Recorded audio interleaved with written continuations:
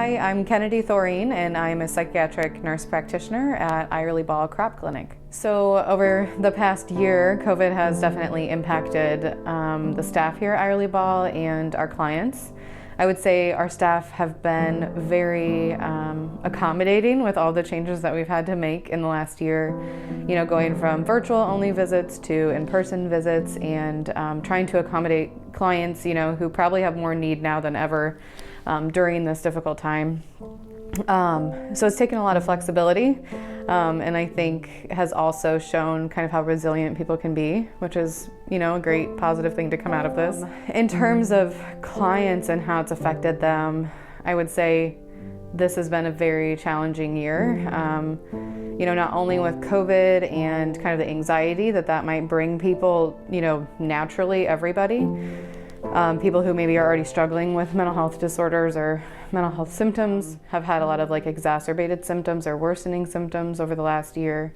The grief, you know, with the loss of people over the last year has been a big factor for a lot of our clients here, and kind of a lot of, you know, the social issues or other things that have happened over the past year have been a point of stress for a lot of people. And, you know, there have been positives with, you know, some of the things that maybe have come out of the pandemic in terms of expanding telehealth services.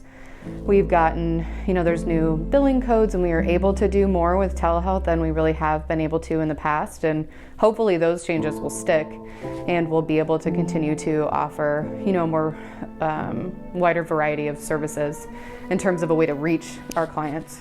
So I have the opportunity to see child and adolescent, or children and adolescents here in my practice at Eyerly Ball. And I would say that it's been interesting actually over the last couple of weeks as a lot more kids have been returning to school. You know, this last year has been a challenge for them and for their parents and their families and everyone trying to deal with the difference of, you know, schooling at home, working from home. I was thinking about the other day how a lot of times for parents, you know, when their kids go to school or like they get to leave their house and go to work, it might feel like a little bit of a break from kind of the day-to-day stress. But without having that over the past year for lots of families, it just kind of all piles on, and it really has been, where is that break for so many of our families here, and, you know, the staff here too. So definitely has been a challenge with my kiddos or the clients that I see that are, you know, children or adolescents, with managing their social life or all the social stressors that naturally come with that age group, and trying to manage figuring out how to learn from home during this time,